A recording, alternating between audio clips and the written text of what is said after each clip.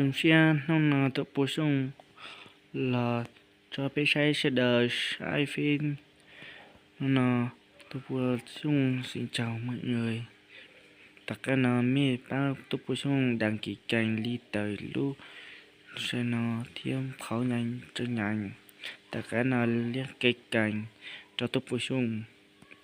Chúng xe sắp lời thản đời mê mô tư khói em nhiều có lúc đăng ký kênh chia sẻ khói em cho sẽ đời sai cho chip tu bổ sung ta sẽ nói tu bổ sung ở trong bếp sẽ đời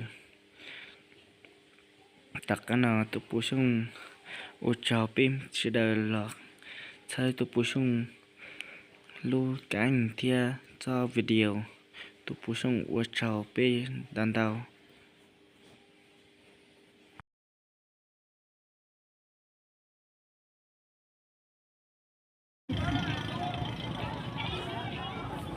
Biết rồi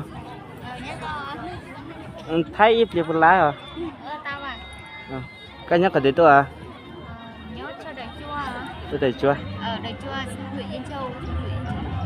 Như bớt tự Yên Châu tôi đó. Dạ. Cái đấy tôi ít nào nào là. Tôi của tôi thả có ít xí đó. Tôi ít xí. Dạ. Em ra chung mà bỏ à. Chị lên làm bỏ thì chị mua. Oli nó gặp tôi ít lần là tôi phải giờ tôi luôn à. Tôi chọn từ bạn không? Bạn. Bạn. Bạn nó cho tôi mua đấy. Tôi phải giờ đó. Tôi phải giờ cho cái hai lùm mốt giờ hai hai lùm nhưng mà hai lùm nhất là đó. Ủa chân nó yêu tôi chỉ coi là chỉ bắt coi đi. Hả? Nó tôi chỉ coi là chỉ bắt coi này. Nó đỡ bình hồi. Nó lấy cái ai chi nè. Nó giờ thi mic mong không? Tao không ai chi. Đưa giải gì? Cái gì tao giải á chị ấy? Lịch sử của tôi là giờ tôi vẫn tôi tại à chị để cho lại tham gia thi mic là chưa? Lịch sử của tôi à? Vẫn tôi mà. Tôi à? Mà dưới tí của tôi đó. Chị mua gì vậy? Đã đó. Chị đang mua gì vậy? Giờ gì nó bé chờ đại gì mà dưới tí ở sao?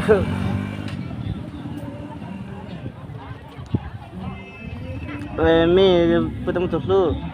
Tao ấy, nó là chỉ cần trẻ cũng mua. Giờ nó cho chết tao. Nhìn trẻ ta kia thôi, chỉ mua liền nhớ liền là rau nó tối cũng mua liền chỉ cần trẻ.